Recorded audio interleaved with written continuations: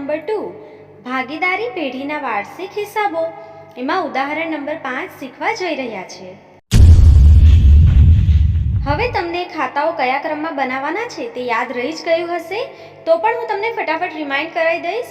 Page number 1 પર આપણે વેપાર ખાતું બનાવીશું. પેજ નંબર 2 પર આપણે નફા નુકસાન ખાતું બનાવીશું. ત્યાર પછી પેજ નંબર 3 પર આપણે નફા નુકસાન ફાળવણી ખાતું અને ભાગીદારોના મૂડી ખાતા અથવા ચાલુ ખાતા બનાવીશું. ક્લિયર? પેજ નંબર 4 પર પાકું સરવૈયું અને પેજ નંબર 5 જે છે તે આપણી વર્કિંગ નોટ્સ હશે. તો દાખલો શરૂ કરતા પહેલા તમારી ટેક્સ્ટ બુકમાં ઉદાહરણ નંબર 5 ઓપન કરી લેજો અને પેન્સિલ સાથે રાખજો. દાખલો શરૂ કરતા પહેલા આપણે જોઈ લઈશું કે આપણે દાખલામાં મૂડી ખાતા બનાવવાના છે કે ચાલુ ખાતા. તો દાખલામાં તમે જોઈ શકો છો કે તમને મૂડીની બાકી શિવ અને શંકરની આપી દેવામાં આવેલી છે. આખા દાખલામાં આપણને ચાલુ ખાતાની કોઈ પણ બાકી આપવામાં આવેલી નથી, તો આપણે કયું ખાતું બનાવશું? ભાગીદારોના મૂડી ખાતા. ક્લિયર? સૌથી પહેલા પેજ નંબર 1 પર વેપાર ખાતું, ત્યાર પછી નફા નુકસાન ખાતું, નફા નુકસાન ફાળવણી ખાતું, ભાગીદારોના મૂડી ખાતા અને પાકું સરવૈયું બનાવી દઈશું. ક્લિયર? અહીંયા મેં પેજ નંબર 1 પર શિવ અને શંકરની ભાગીદારી પેઢીનું તારીખ 31/3/2017 ના રોજ પૂરા થતા વર્ષનું વેપાર ખાતું બનાવી દીધું છે.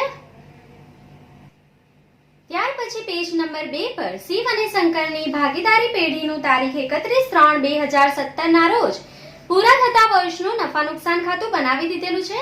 તમને ખ્યાલ જ છે, બંને સાઈડ એક લાઈન છોડી દેવાની છે. વહીવટી ખર્ચ, વેચાણ વિતરણ ખર્ચ, નાણાકીય ખર્ચ અને અન્ય ખર્ચ અને નુકસાનના હેડિંગ લખી લેવાના છે અને જમા બાજુ આવકોનું હેડિંગ લખી લેવાનું છે. ક્લિયર?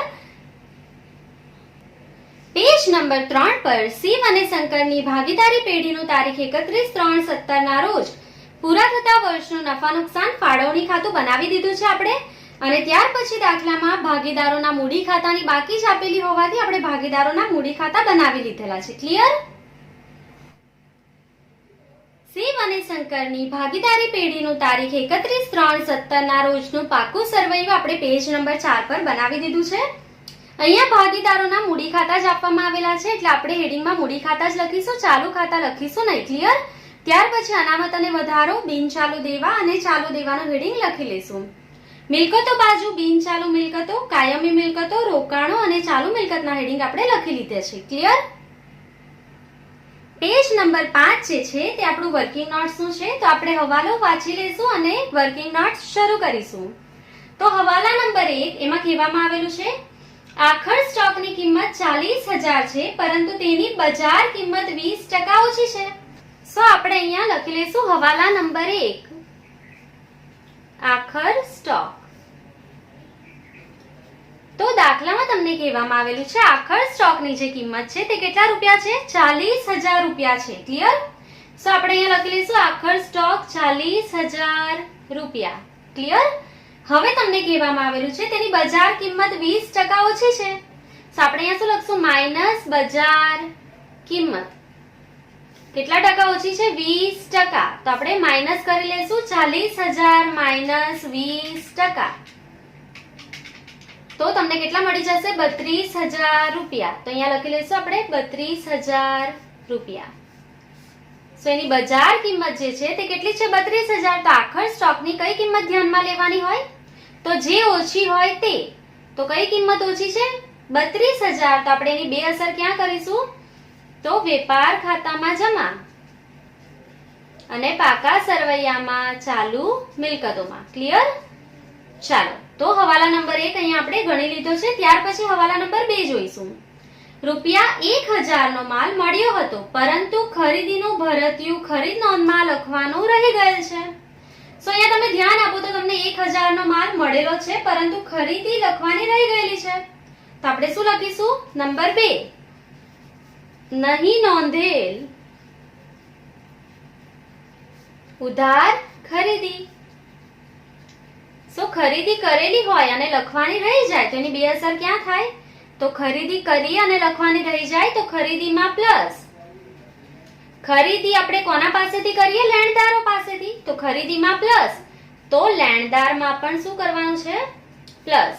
ક્લિયર? હું રિપીટ કરું છું, ખરીદી લખવાની રહી ગયેલી છે આપણી, તો આપણે ખરીદીમાં પ્લસ કરીશું, ખરીદીમાં પ્લસ તો લેણદારમાં પણ પ્લસ. ક્લિયર? કેટલા રૂપિયાની છે? ₹1000. ક્લિયર? તો ખરીદી પર લખી લેજો હવાલા નંબર 2 અને લેણદાર પર લખી લેજો હવાલા નંબર 2. ક્લિયર? ચાલો હવે આપણે હવાલા નંબર 3 જોઈશું. ભાગીદારોની મૂડી પર 10% અને ઉપાડ પર 5% વ્યાજ વસૂલ કરવાનું છે. તો મૂડી અને ઉપાડના હવાલા આ દાખલાથી આપણે ડાયરેક્ટલી કેલ્ક્યુલેટ કરશું, વર્કિંગ નોટ્સમાં આપણે ગણવાના નથી. ક્લિયર? હવે તમને આવડી જ ગયા હશે. હવે આપણે એને ડાયરેક્ટલી સોલ્વ કરવાના છે. તો મૂડી પર અને ઉપાડ પર લખી લેજો નંબર 3. ક્લિયર? હું રિપીટ કરું છું, મૂડી અને ઉપાડ પર નંબર 3 લખી લેજો.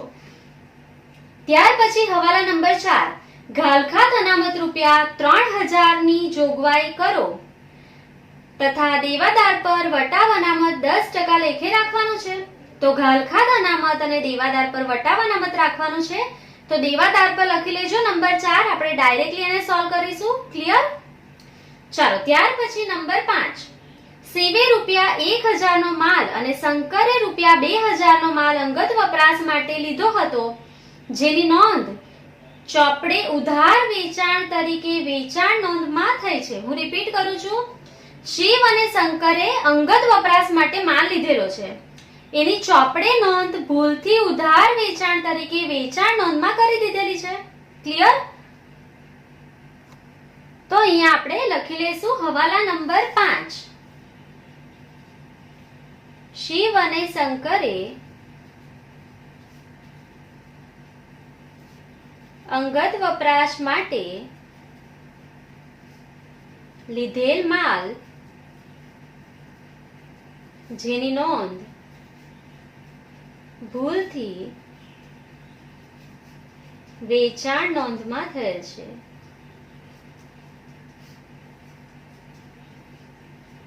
ક્લિયર? તો શિવ અને શંકરે અંગત વપરાશ માટે માલ લીધેલો હોય તો એની બે અસર ક્યાં થાય? તો તમને આવડે છે. તો અહીંયા આપણે એના બે પાર્ટ પાડી લઈશું. શિવ અને શંકરે અંગત વપરાશ માટે લીધેલ માલ. તો અંગત વપરાશ માટે માલ લીધેલો હોય તો ખરીદીમાંથી શું થાય? માઇનસ.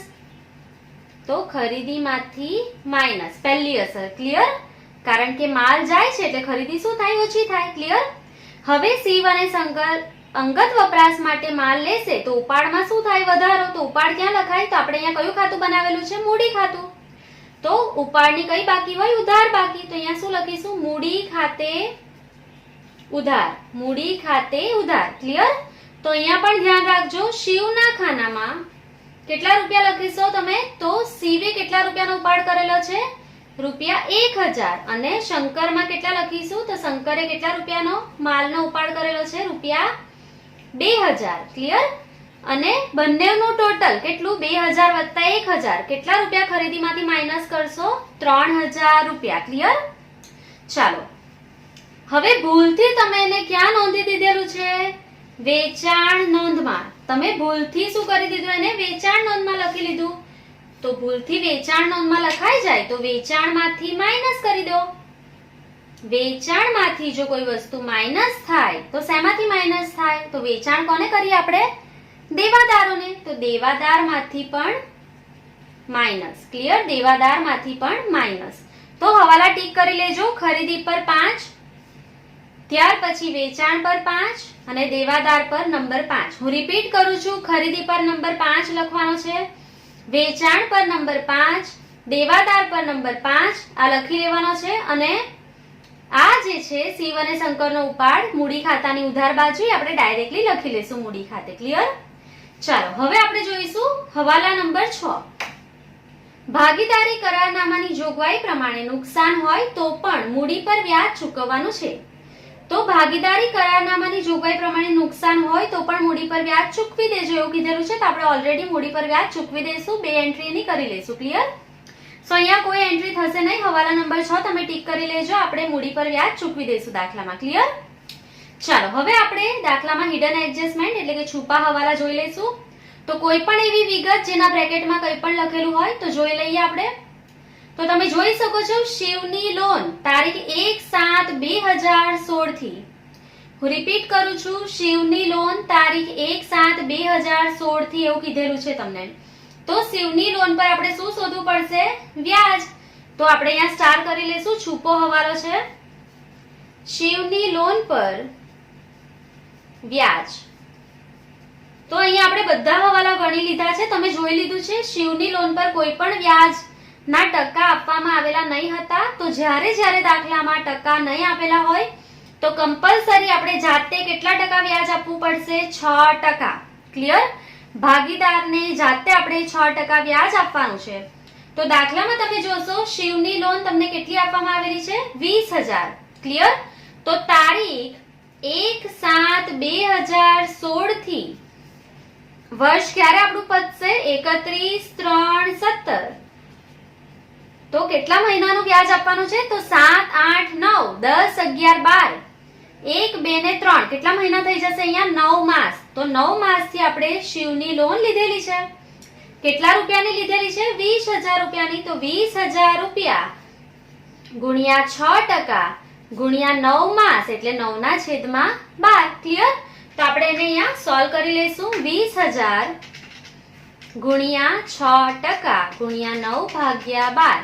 તો કેટલા રૂપિયા છે એને ચૂકવવાના? 900 રૂપિયા. ક્લિયર? શિવને લોન પર કેટલા રૂપિયા ચૂકવવાના છે? વ્યાજના 900 રૂપિયા. તો એની બે અસર ક્યાં થશે? તો લોન પર વ્યાજ ચૂકવવાનું હોય, મેં તમને કીધેલું છે કોઈ પણ વ્યાજ ચૂકવવાનું હોય તો એની બે અસર ક્યાં થાય? તો પહેલી અસર નફા નુકસાન ખાતે ઉધાર. ક્યાં લખાય? વ્યાજ નાણાકીય ખર્ચમાં. ક્લિયર? અને વ્યાજ ચૂકવવાનું છે તો મિલકત છે કે જવાબદારી છે આપણા માટે? તો વ્યાજ ચૂકવવાનું હોય તો આપણા માટે શું છે? જવાબદારી. તો આપણે ક્યાં લખીશું? પાકા સરવૈયામાં ચાલુ દેવા એટલે કે ચાલુ જવાબદારીમાં. ક્લિયર? તો હવે તમે દાખલામાં જોશો હજુ કોઈ એવા એડજસ્ટમેન્ટ છે જેના બ્રેકેટ પર કંઈ પણ આપેલું હોય બ્રેકેટમાં? તો એવી કોઈ પણ વસ્તુ હવે નથી. તો આપણા બધા એડજસ્ટમેન્ટ અહીંયા કમ્પ્લીટ થઈ ગયા છે. તો હવે આપણે દાખલો શરૂ કરીશું. તો વિગતોમાં સૌથી પહેલા તમને ખાતાના નામમાં આપેલું છે મૂડી અને ઉપાડ. ક્લિયર? સો મૂડી ક્યાં લખાય? મૂડી ખાતામાં. તો આપણે મૂડી ખાતામાં જઈને દાખલો શરૂ કરીશું. તો આપણે ભાગીદારોના મૂડી ખાતાની જમા બાજુ જઈશું કારણ કે મૂડીની કઈ બાકી હોય? જમા બાકી. તો તારીખ લખી લઈશું. કઈ તારીખ આવશે? 1/4/16. 1/4/16 કોના ખાતે લખીશું? તો બાકી આગળ લાવ્યા. તો મૂડીની કઈ બાકી હોય? જમા બાકી. તો જમા બાજુ જોઈશું કેટલી રકમ છે? શિવમાં 1 લાખ અને શંકરમાં 1,20,000. ક્લિયર? તો દાખલામાં આપણે મૂડી લખી લીધેલી છે ભાગીદારોની. ત્યાર પછી દાખલામાં ઉપાડ આપેલો છે એની સાથે જ. તો આપણે અહીંયા ઉપાડ લખી લઈશું 31/3/17 ઉપાડ ખાતે. તો શિવનો જે ઉપાડ છે તે કેટલો આપેલો છે? 10,000 રૂપિયા ઉધાર બાકી હોય ઉપાડની. તો ઉધાર બાજુ લખી લઈશું 10,000 રૂપિયા અને અહીંયા 20,000 રૂપિયા. ક્લિયર? હવે તમે દાખલામાં જો તો એના પર હવાલા નંબર કયો છે? 3. તો ભાગીદારોને મૂડી પર કેટલા ટકા વ્યાજ આપવાનું છે? 10%. હવાલા નંબર 3 માં કીધેલું છે ભાગીદારોને મૂડી પર 10% વ્યાજ આપવાનું છે. તો મૂડી જમા બાજુ લખાય, એનું વ્યાજ પણ ક્યાં લખવાનું હોય? જમા બાજુ. તો આપણે લખી લઈશું તારીખ 31/3/17 મૂડી પર વ્યાજ કેટલા ટકા આપવાનું હોય? 10%. ક્લિયર? સો 1 લાખના 10%, 10,000, 1,20,000 ના 10% કેટલા થશે? 12,000. ક્લિયર? હવે એની બીજી અસર જે છે તે આપણે અહીંયા ઓપોઝિટ સાઈડ કરી લેવાની છે. અહીંયા જમા મૂડી ખાતામાં તો ઉપર ઉધાર. ક્લિયર? સો એક લાઈન આપણે છોડી દઈશું અને અહીંયા લખી લઈશું મૂડી પર વ્યાજ. તો બે ભાગીદાર છે શિવ અને શંકર.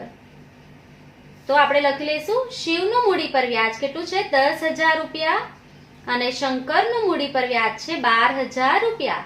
એનો સરવાળો કરીને બહાર લખી લઈશું આપણે 22,000 રૂપિયા. ક્લિયર? હવે દાખલામાં હવાલા નંબર 3 પાછો જો તો તમને શું કીધેલું છે? ઉપાડ પર 5% વ્યાજ વસૂલ કરો. ક્લિયર? સો ઉપાડ જ્યાં લખાય ત્યાં જ ઉપાડ પર વ્યાજ લખવાનું છે. તો આપણે અહીંયા જ લખશું 31/3/17 ઉપાડ પર વ્યાજ કેટલા ટકા? 5%. ક્લિયર? સો 10,000 ના 5% આપણે કરીશું એટલે જવાબ કેટલા આવી જશે અહીંયા આપણો? 500 રૂપિયા. અને 20,000 ના 5% એટલે જવાબ કેટલા આવશે અહીંયા? 1,000 રૂપિયા. ક્લિયર? હવે તમે ઉપાડ પર વ્યાજ મૂડી ખાતાની ઉધાર બાજુ લખો છો તો નફા નુકસાન ફાળવણીમાં ઓપોઝિટ કરી દેશું આપણે. કઈ બાજુ? જમા બાજુ.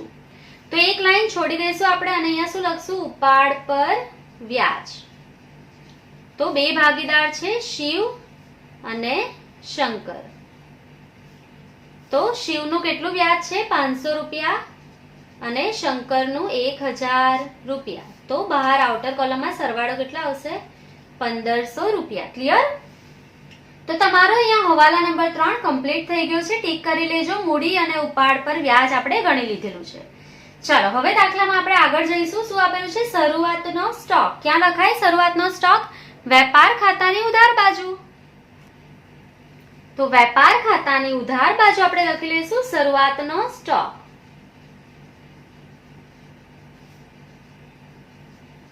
ચાલો કેટલા રૂપિયા આપેલો છે શરૂઆતનો સ્ટોક? તો 60,000 રૂપિયા. તો આપણે લખી લઈશું 60,000 રૂપિયા. ચાલો ટીક કરી લેજો. થઈ ગયો છે શરૂઆતનો સ્ટોક. ત્યાર પછી દાખલામાં તમને ખરીદી અને વેચાણ આપેલું છે. તો ખરીદી વેપાર ખાતાની ઉધાર બાજુ જ લખાશે. આપણે અહીંયા લખી લઈશું ખરીદી. તો કેટલી છે ખરીદી? તો ખરીદીની હંમેશા કઈ બાકી હોય? ઉધાર બાજુની રકમ કેટલી છે ખરીદીની? 61,000 રૂપિયા. તો આપણે ઇનર કોલમમાં લખી લઈશું 61,000 રૂપિયા. ક્લિયર? હવે આખા દાખલામાં તમે જોશો તો એના પર હવાલા નંબર 2 અને 5 છે. તે પહેલા તમારે આખા દાખલામાં ચેક કરી લેવાનું છે ખરીદ માલ પરત તમને આપેલો છે કે નથી આપેલો. તો આખા દાખલામાં તમે ચેક કરશો તો તમને ખરીદ માલ પરત આપેલો નથી. ક્લિયર? તો હવાલા નંબર 2 જોઈશું. શું છે? 1,000 ની ખરીદી લખવાની રહી ગયેલી હતી. તો નહીં નોંધેલ ખરીદી, ખરીદીમાં શું થાય? પ્લસ. તો આપણે અહીંયા લખી લઈશું પ્લસ નહીં નોંધેલ ખરીદી. કેટલા રૂપિયાની નથી નોંધેલી તમે? 1,000 રૂપિયાની. તો આપણે અહીંયા પ્લસ કરી દઈશું. કેટલો જવાબ આવશે? 62,000 રૂપિયા. ક્લિયર? હવે દાખલામાં હવાલા નંબર 5 જો. શું કીધેલું છે? તો શિવે 1,000 અને શંકરે 2,000 અંગત વપરાશ માટે માલ લીધેલો હતો. તેની જે નોંધ છે તે વેચાણ નોંધમાં ભૂલથી થઈ ગયેલી હતી. તો પહેલા શું કરવાનું છે? શિવ અને શંકર અંગત વપરાશ માટે માલ લઈ જાય તો ખરીદીમાંથી શું થાય? માઇનસ થાય. તો અહીંયા શું લખશું? માઇનસ અંગત વપરાશ માટે લીધેલ માલ. તો બંનેનો સરવાળો કરવાનો છે. 1,000 વત્તા 2,000 એટલે કેટલા આવેલા અહીંયા? 3,000. ક્લિયર? હું રિપીટ કરું છું. તમારે શિવ અને શંકર જે ટોટલ અમાઉન્ટ લઈ ગયા તે માઇનસ કરવાની છે. ટોટલ રકમનો માલ સાથે જ માઇનસ કરી દઈશું. ક્લિયર? સો માઇનસ કરશું. હવે કોઈ પણ અહીંયા હવાલો નથી તો આઉટર કોલમ આપણે લખી લઈશું. કેટલો જવાબ આવી જશે? 59,000. ક્લિયર? તો અહીંયા તમે ચેક કરશો તો તમને ખબર પડશે કે શિવ અને શંકર અંગત વપરાશ માટે જે માલ લઈ ગયા હતા તે આપણે ખરીદીમાંથી અત્યારે માઇનસ કરી દીધો છે. તો અહીંયા આપણે એક ટીક કરી લઈશું. ખરીદીમાંથી માઇનસ કરેલો છે. ક્લિયર? અને બીજા નંબરનો આપણે હવાલામાં શું કરેલું છે? નહીં નોંધેલ ઉધાર ખરીદી. ખરીદીમાં શું કરેલું છે? પ્લસ. તો ખરીદીની બંને અસર આપણે અત્યારે આપી દીધેલી છે. ક્લિયર? હવે પહેલા આપણે આ હવાલો કમ્પ્લીટ કરશું બંને અને પછી જ આગળ જઈશું. તો ખરીદીમાં પ્લસ કરેલું છે તો લેણદારમાં પણ શું કરી દઈશું? પહેલા પ્લસ. કેટલા રૂપિયા? 1,000. નહીં નોંધેલ ઉધાર ખરીદી. ક્લિયર? તો લેણદાર ક્યાં લખાય? પાકા સરવૈયામાં ચાલુ દેવામાં. તો દાખલામાં તમને લેણદારો એટલે કે વેપારીઓ આપી દીધેલા છે તો આપણે ચાલુ દેવામાં લખી લઈશું વેપારીઓ. લેણદારોનું જ બીજું નામ છે વેપારીઓ. ક્લિયર? તો કેટલા છે લેણદાર તમને આપેલા? તો લેણદારની કઈ બાકી હોય? જમા બાકી. તો કેટલા રૂપિયા છે? 16,000 રૂપિયા. ક્લિયર?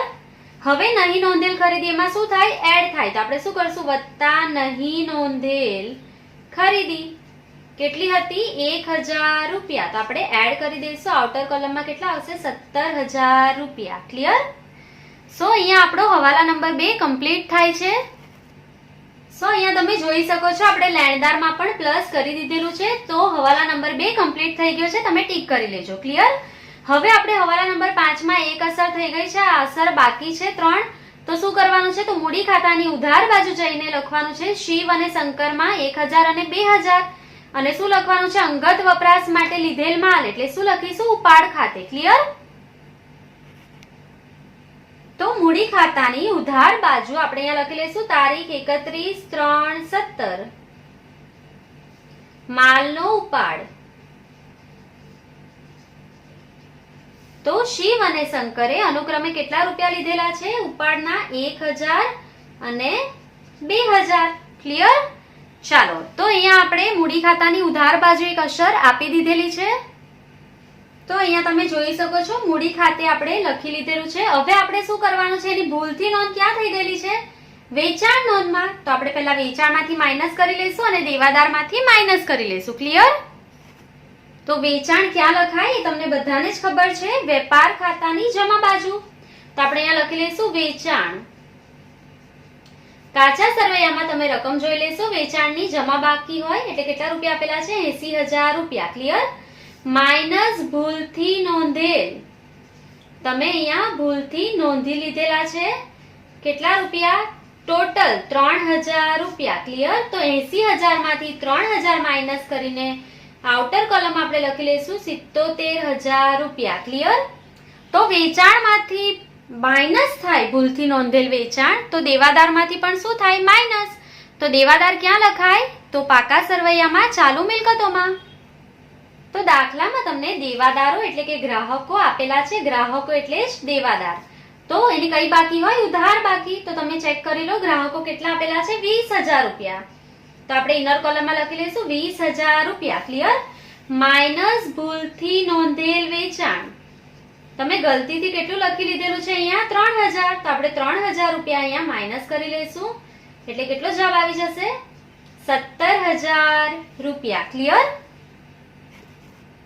તો અહીંયા તમે વર્કિંગ નોટ્સમાં ચેક કરી લેજો. વેચાણમાંથી માઇનસ, દેવાદારમાંથી માઇનસ કરી લીધેલા છે આપણે. કુલ રૂપિયા કેટલા હતા?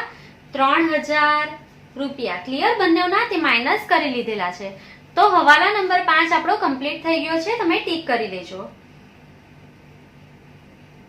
હવે તમે જોશો તો ગ્રાહકો જે છે તેને આપણે ઇનર કોલમમાં લખેલા છે. કેમ? કારણ કે ગ્રાહકો એટલે દેવાદાર પર હજુ કયો હવાલો છે?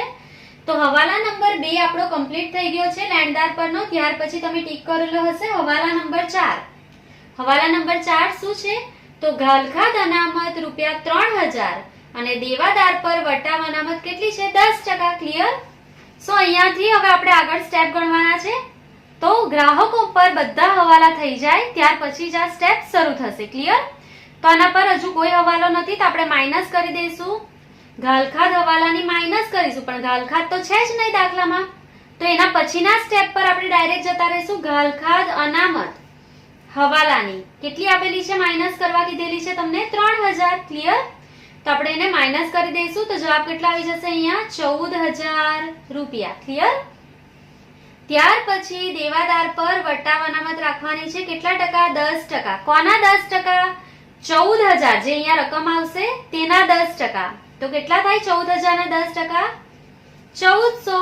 તો 14,000 માઇનસ 1400 એટલે જવાબ કેટલા આવશે? 12,600. ક્લિયર?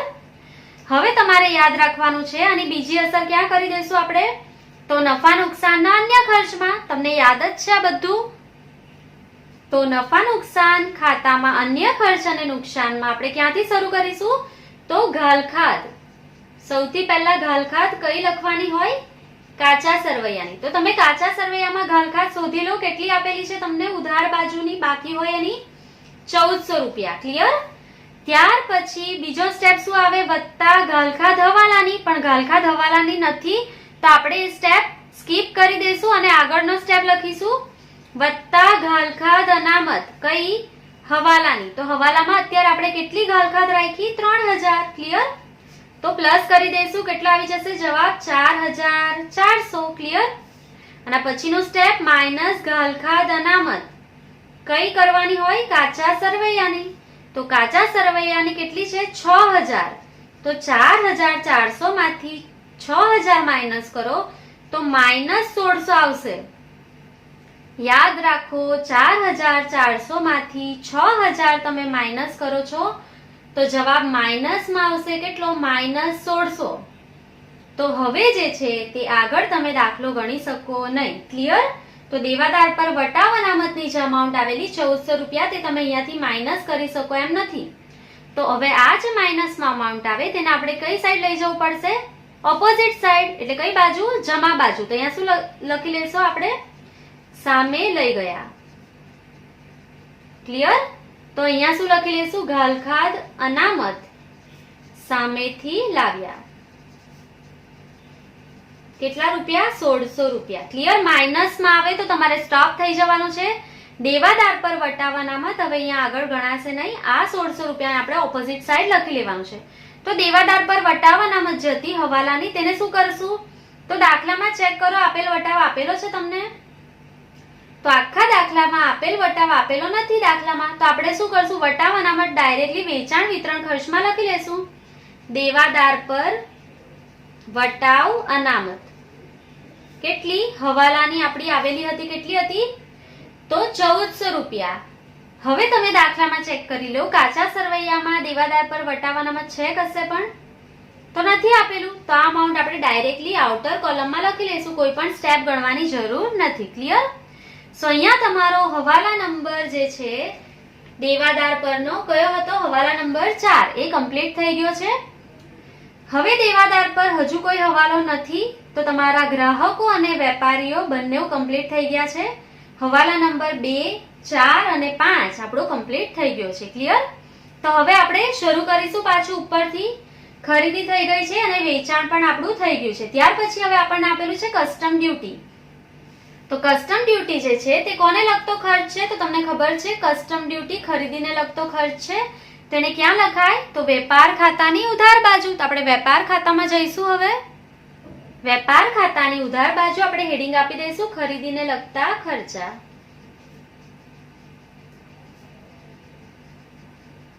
ચાલો, એમાં સૌથી પહેલા તમને કયું આપેલું છે? Custom duty. તો આપણે અહીંયા લખી લઈશું કસ્ટમ ડ્યુટી. કસ્ટમ ડ્યુટી કેટલી છે? 20000. તો આપણે અહીંયા લખી લઈશું 20000 રૂપિયા. ક્લિયર? ચાલો, ત્યાર પછી આપણને આપેલું છે તોલાઈ 1000. તોલાઈ પણ કોનો ખર્ચ છે? ખરીદીને લગતો ખર્ચ છે. તો આપણે અહીંયા લખી લઈશું તોલાઈ. ખરીદીને લગતો ખર્ચ છે 1000 રૂપિયા. ક્લિયર? ચાલો, ત્યાર પછી તમને આપેલું છે પ્રોવિડન્ટ ફંડ અને પ્રોવિડન્ટ ફંડમાં ફાળો. તો પ્રોવિડન્ટ ફંડ જે છે તે આપણા માટે શું છે? જવાબદારી. મેં શીખવાડેલું છે પ્રોવિડન્ટ ફંડ આપણા માટે જવાબદારી છે, એટલે આપણે ક્યાં લખાય એને? પાકા સરવૈયામાં ચાલુ જવાબદારીમાં. તો ચાલુ દેવામાં આપણે લખી લઈશું પ્રોવિડન્ટ ફંડ. તો એની કઈ બાકી હોય? તો મૂડી દેવાની જે બાકી હોય તે જ. મૂડીની કઈ બાકી હોય? જમા. તો પ્રોવિડન્ટ ફંડ જમા બાજુ કેટલો આપેલો છે? 4000. ક્લિયર? તમને બાકી સમજમાં નહીં આવે તો પ્રોવિડન્ટ ફંડ જવાબદારી કહેવાય. જવાબદારીની જમા બાકી હોય એટલે પ્રોવિડન્ટ ફંડની પણ કઈ બાકી હોય? જમા બાકી. ક્લિયર? એની સાથે આપેલું છે પ્રોવિડન્ટ ફંડમાં ફાળો. આપણે ફાળો આપીએ તો આપણા માટે શું કહેવાય? ખર્ચ. તો નફા નુકસાનના કયા હેડિંગમાં લખાય? વહીવટી ખર્ચમાં. ક્લિયર? તો આપણે અહીંયા લખી લઈશું પ્રોવિડન્ટ ફંડમાં ફાળો. એની કઈ બાકી હોય? તો નફા નુકસાનની ઉધાર બાજુ લખેલું છે એટલે ઓબ્વિયસલી કઈ બાકી હોય? એની ઉધાર બાકી. કેટલા રૂપિયા આપેલા છે? 1000 રૂપિયા. ક્લિયર? ચાલો, તો થઈ ગયું છે તમારું પ્રોવિડન્ટ ફંડ અને પ્રોવિડન્ટ ફંડમાં ફાળો. ત્યાર પછી આપણને આપેલું છે ડેટ સ્ટોક. તો આપણા પાસે સ્ટોક છે તો ક્યાં લખાય? કોઈ પણ સ્ટોક હોય, મેં તમને શીખવાડેલું છે આપણા માટે મિલકત કહેવાય. કઈ મિલકત કહેવાય? ચાલુ મિલકત. તો પાકા સરવૈયામાં જતા રહીશું આપણે. તો ચાલુ મિલકતોમાં લખી લઈશું ડેડ સ્ટોક. તો કેટલા રૂપિયાનો છે? 22000 રૂપિયા. ક્લિયર? ચાલો, ત્યાર પછી આપણને આપેલું છે પગાર અને મજૂરી. તો પગાર ક્યાં લખાય? તો નફા નુકસાનના વહીવટી ખર્ચમાં. તો આપણે નફા નુકસાન ખાતાની ઉધાર બાજુ જઈશું. હવે તો વહીવટી ખર્ચમાં આપણે લખી લઈશું પગાર અને મજૂરી. કેટલા રૂપિયા છે? 12000 રૂપિયા. કોઈ હવાલો નથી એટલે આપણે આઉટર કોલમમાં લખી લીધું છે ને. ત્યાર પછી આપણને આપેલું છે શિવની લોન. તો શિવ પાસે એટલે કે ભાગીદાર પાસે લોન લીધેલી છે તો આપણા માટે જવાબદારી છે. કઈ જવાબદારી? લાંબા ગાળાની. એટલે કે બિન ચાલુ દેવામાં આપણે લખી લઈશું પાકા સરવૈયામાં જઈને. તો બિન ચાલુ દેવામાં હું લખી લઉં છું શિવની લોન. કેટલા રૂપિયાની છે? 20000 રૂપિયા. ક્લિયર? હવે શિવની લોન પર વ્યાજ ચૂકવવાનું છે. હિડન એડજસ્ટમેન્ટ હતો તો આપણે વર્કિંગ નોટ્સમાં એની અમાઉન્ટ જોઈ લઈશું પહેલા. સો અહીંયા તમે શિવની લોનની અમાઉન્ટ જોઈ શકો છો. તમને કેટલી આપેલી છે? 900 રૂપિયા. તો એની બે અસર આપણે કરી લઈશું, નફા નુકસાનની ઉધાર બાજુ અને પાકા સરવૈયામાં ચાલુ દેવામાં 900 રૂપિયા. ક્લિયર? તો અહીંયા ટીક કરી લઉં છું. શિવની લોન પર વ્યાજ એની બે અસર અત્યારે જ કરી દઈશું આપણે. સો સૌથી પહેલા ચાલુ દેવામાં આપણે લખી લઈશું શિવની લોન પર વ્યાજ. કેટલા રૂપિયા ચૂકવવાનું છે? 900 રૂપિયા. ક્લિયર? હવે આપણે ક્યાં જશું? નફા નુકસાન ખાતાની ઉધાર બાજુ. તો નાણાકીય ખર્ચમાં આપણે લખી લઈશું શિવની લોન પર વ્યાજ. કોઈ પણ વ્યાજ હોય તો નાણાકીય ખર્ચમાં જ લખાય. ક્લિયર? 900 રૂપિયા આવેલું. ચાલો, તો શિવની લોનનો હિડન એડજસ્ટમેન્ટ કમ્પ્લીટ થઈ ગયો છે. હવે આપણે આગળ જોઈશું શું આપેલું છે આપણને. મહાજન લાગો. મહાજન લાગો કોનો ખર્ચ છે? ખરીદીનો ખર્ચ છે. તો ક્યાં લખાય? વેપાર ખાતાની ઉધાર બાજુ. તો ખરીદીને લગતા ખર્ચામાં આપણે લખી લઈશું મહાજન લાગો. કેટલી અમાઉન્ટ છે એની? 2000 રૂપિયા. ક્લિયર? ચાલો, ત્યાર પછી આપણને આપેલું છે ફેક્ટરીનું મકાન. તો ફેક્ટરીનું મકાન ક્યાં લખાય? પાકા સરવૈયામાં કાયમી મિલકતોમાં. તો આપણે પાકા સરવૈયામાં જશું હવે. તો કાયમી મિલકતોમાં આપણે લખી લઈશું ફેક્ટરીનું મકાન. કેટલી કિંમત છે એની? 1 લાખ. કોઈ હવાલો નથી એટલે આપણે એને આઉટર કોલમમાં લખી લઈશું બહાર. ત્યાર પછી આપેલું છે ફેક્ટરીના મકાન પર ઘસારો. યાદ રાખજો, ઘસારો ખાલી આપેલો હતો તો નફા નુકસાનમાં લખતે આપણે અન્ય ખર્ચમાં, પરંતુ આ ઘસારો ફેક્ટરીના મકાનનો છે. ફેક્ટરીના મકાનનો ઘસારો ક્યાં લખાય? તો વેપાર ખાતામાં લખાય. ક્લિયર? તો વેપાર ખાતાની ઉધાર બાજુ જઈશું હવે આપણે. તો અહીંયા ખરીદીને લગતા ખર્ચ માટે જગ્યા રહેવા દઈશું, દાખલો બાકી છે એટલે, અને અહીંયા લખી લઈશું ફેક્ટરી ના મકાન પર ઘસારો. ક્લિયર? કેટલા રૂપિયા ફેક્ટરીના મકાન પર ઘસારો આપેલો છે આપણને? 10,000 રૂપિયા. ક્લિયર? સો આપણે આઉટર કોલમમાં લખી લઈશું 10,000 રૂપિયા. ચાલો, ત્યાર પછી આગળ જોઈશું શું આપેલું છે? વીમા પ્રીમિયમ. વીમા પ્રીમિયમ ક્યાં લખાય? તો વહીવટી ખર્ચમાં. તો નફા નુકસાન ખાતાની ઉધાર બાજુ જઈશું હવે આપણે. તો વહીવટી ખર્ચમાં આપણે લખી લઈશું વીમા પ્રીમિયમ. કેટલા રૂપિયા આપેલું છે? 1200. કોઈ હવાલો નથી એટલે આપણે આઉટર કોલમમાં લખી લીધેલું છે ને. ત્યાર પછી આપેલું છે અગાઉથી ચૂકવેલ વીમા પ્રીમિયમ. તો પહેલેથી આપણે ચૂકવી દઈએ છીએ તો આપણા માટે મિલકત છે કે જવાબદારી? તો ખર્ચ પહેલેથી ચૂકવાય તો આપણા માટે શું હોય? મિલકત. તો પાકા સરવૈયામાં જશું આપણે. કયા હેડિંગમાં લખાશે? ચાલુ મિલકતોમાં. અગાઉથી ચૂકવેલ વીમા પ્રીમિયમ ચાલુ મિલકત કહેવાય. તો અહીંયા લખી લઈશું અગાઉથી ચૂકવેલ વીમા પ્રીમિયમ. કેટલા રૂપિયા છે? 600 રૂપિયા. તો આઉટર કોલમમાં લખી લઈશું. ત્યાર પછી આપેલું છે આપણને ડેમરેજ. તો ડેમરેજ કોને લગતો ખર્ચ છે? ખરીદીને લગતો ખર્ચ. તો ક્યાં લખાય? વેપાર ખાતાની ઉધાર બાજુ.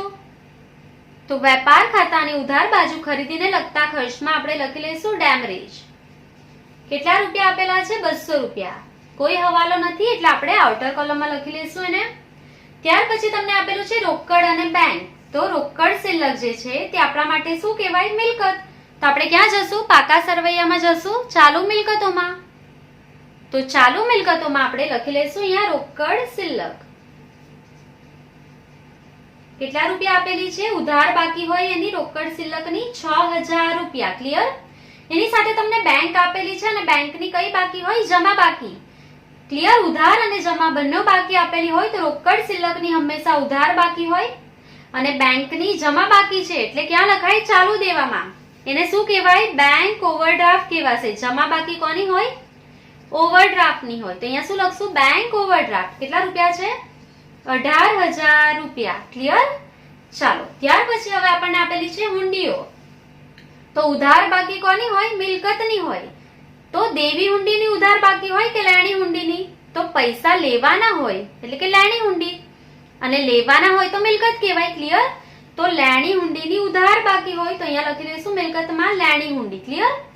કેટલા રૂપિયાની છે ઉધાર બાકી? 30,000. કારણ કે મિલકતની કઈ બાકી હોય? ઉધાર. તો લેણી હુંડીની બી કઈ બાકી હોય? ઉધાર. ક્લિયર?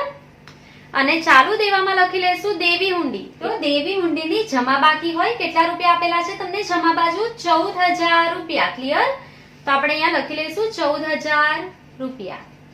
ચાલો ત્યાર પછી આપણને ગ્રાહકો અને વેપારીઓ આપેલા છે તે આપણા થઈ ગયા છે. ત્યાર પછી વ્યવસાય વેરો એટલે કે ટેક્સ આપેલો છે વેરો. તો વેરો ક્યાં લખાય? વહીવટી ખર્ચમાં. તો નફા નુકસાન ખાતાની ઉધાર બાજુ જઈશું. હવે આપણે કયા ખર્ચમાં લખાશે? વહીવટી ખર્ચમાં. તો આપણે લખી લઈશું વ્યવસાય વેરો. કેટલા રૂપિયા આપેલો છે? 1,000 રૂપિયા. કોઈ હવાલો નથી એટલે આપણે આઉટર કોલમમાં લખી લઈશું એને. ક્લિયર? હવે આપેલું છે ચૂકવવાનો બાકી પગાર. તો પગાર ચૂકવવાનો બાકી હોય તો મિલકત કે જવાબદારી? તો ચૂકવવાનું બાકી છે તો આપણા માટે જવાબદારી છે એટલે આપણે ક્યાં જઈશું? પાકા સરવૈયામાં ચાલુ દેવામાં. તો આપણે અહીંયા લખી લઈશું ચૂકવવાનો બાકી પગાર. કેટલા રૂપિયા આપેલો છે? 1400 રૂપિયા. ક્લિયર? ત્યાર પછી ઘાલખાત અને ઘાલખાત અનામત આપણી થઈ ગઈ છે. હવે તમે હવાલા જોશો તો હવાલા નંબર કયો બાકી છે? ખાલી આપણો 1 આખર માલનો સ્ટોક. ક્લિયર?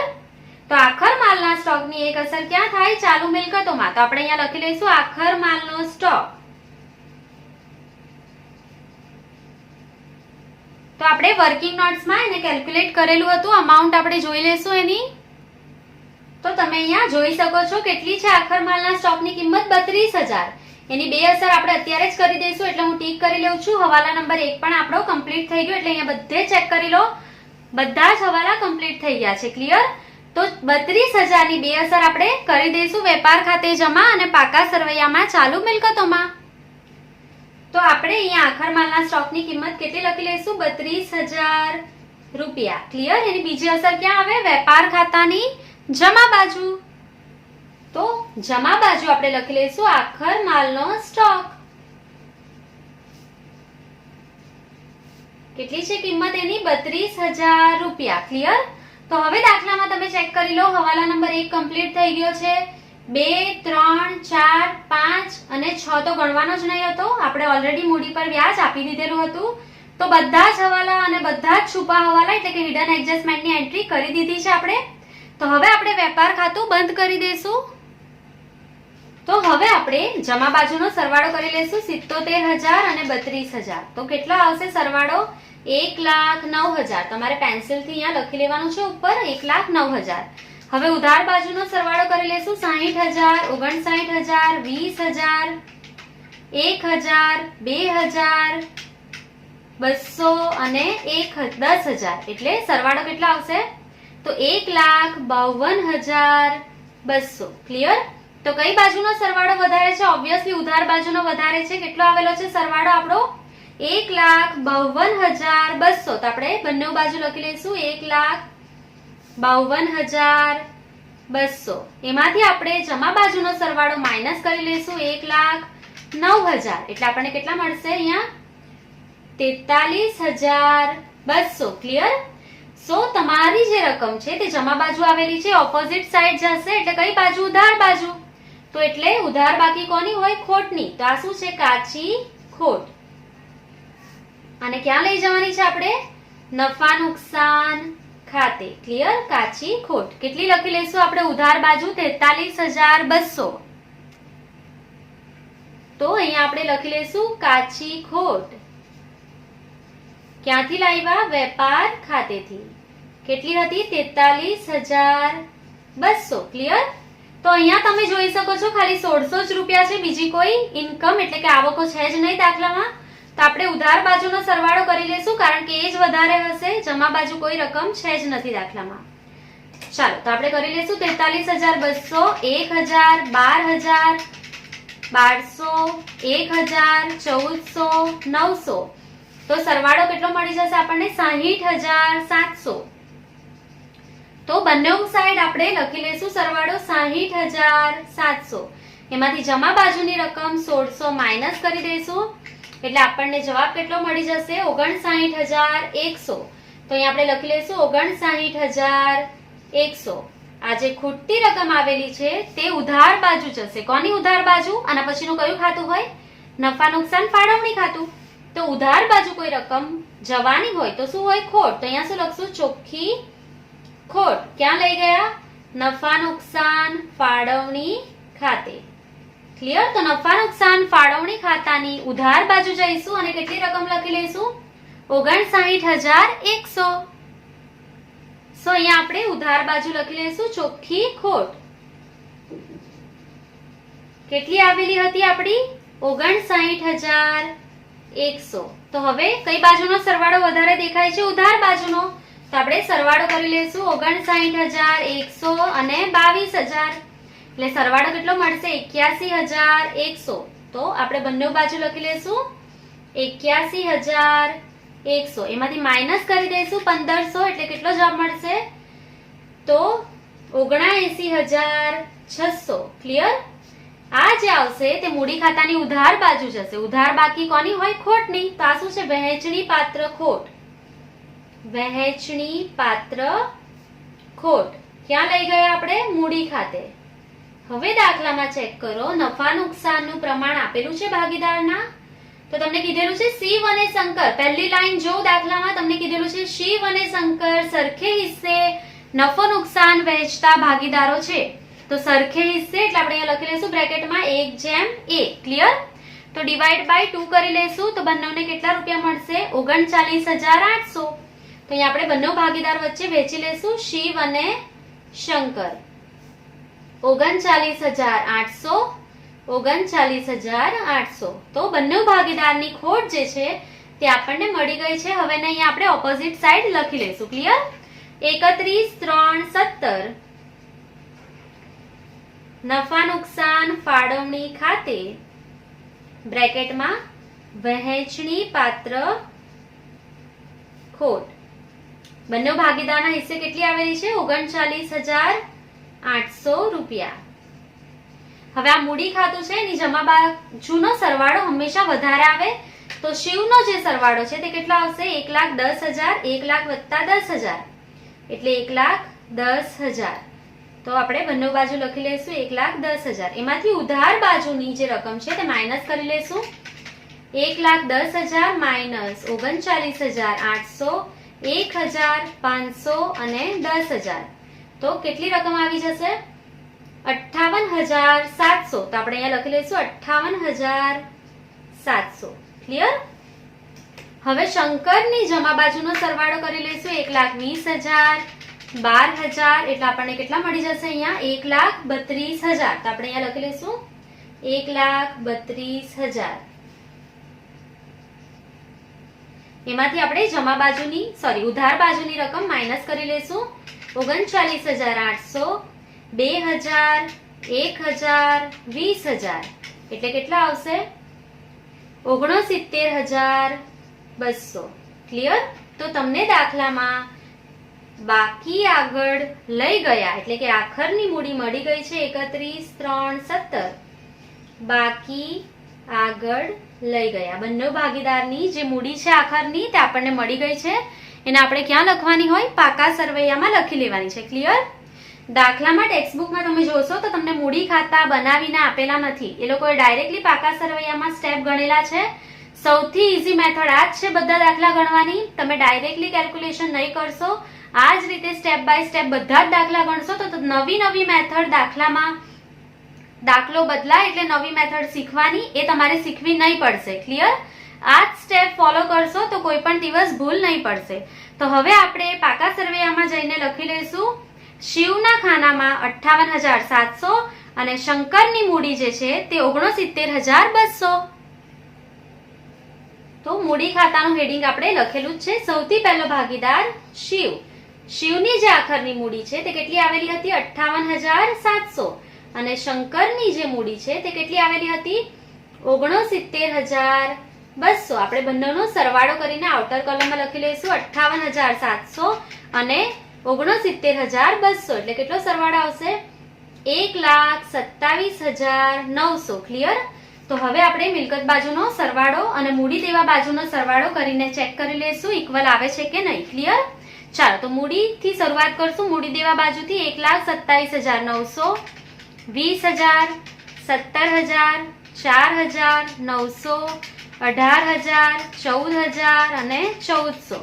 તો સરવાળો કેટલા આવશે આપણો 2,03,200. તો આપણે અહીંયા લખી લઈશું 2,03,200. ક્લિયર? હવે આપણે મિલકત લેણા બાજુ ચેક કરી લઈશું. 1,12,600, 22,600, 6,000, 30,000, 32,000. તો સરવાળો કેટલા આવી ગયો? 2,03,200. તો તમે ચેક કરી લો તમારી બંને સાઈડનો સરવાળો જે છે તે ઇક્વલ આવી ગયો છે. તો આ દાખલો તમારો અહીંયા કમ્પ્લીટ થાય છે. આઈ હોપ કે તમને ઉદાહરણ નંબર 5 સમજમાં આવી ગયો હશે. જો તમને કોઈ પણ ડાઉટ હોય તો તમે કોમેન્ટ સેક્શનમાં કોમેન્ટ કરી શકો છો. અને આવા જ વિડીયો જોવા માટે મારી ચેનલને સબસ્ક્રાઇબ જરૂરથી કરજો. Thank you.